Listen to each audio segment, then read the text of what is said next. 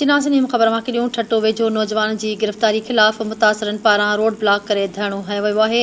नौजवान लतीफ़ तारू की गिरफ़्तारी खिलाफ़ वारसन पारां क़ौमी शाहराह वट रोड ते धरणो हयो वियो आहे। धरणे सबबि ठट्टे खां हैदराबाद ईंदड़ वींदड़ गाॾियुनि जूं कतारूं लॻी वयूं आहिनि। शागिर्द इम्तिहानी सेंटरनि ते पहुची न सघिया आहिनि। मछरियल माण्हुनि एहतजाज दौरान गुज़रंदड़ एम्बुलेंस खे पिणु रोके छॾियो।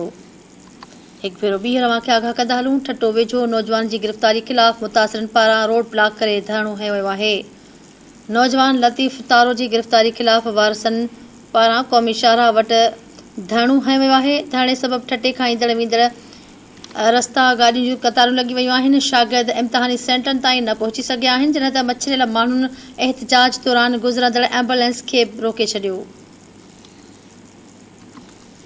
तव्हांखे आगाह कयूं पिया। ठट्टो वेझो नौजवान की गिरफ़्तारी खिलाफ़ मुतासरन पारां रोड ब्लॉक करे धरणो हयो वियो आहे। नौजवान लतीफ़ तारो की गिरफ़्तारी खिलाफ़ वारसन पारां क़ौमी शाहराह वटि धरणो हयो वियो आहे। धरणे दौरान ठट्टे खां हैदराबाद ईंदड़ वींदड़ गाॾियुनि जूं कतारूं लॻी वयूं आहिनि। शागिर्द इम्तिहानी सेंटरनि ते न पहुची सघिया आहिनि।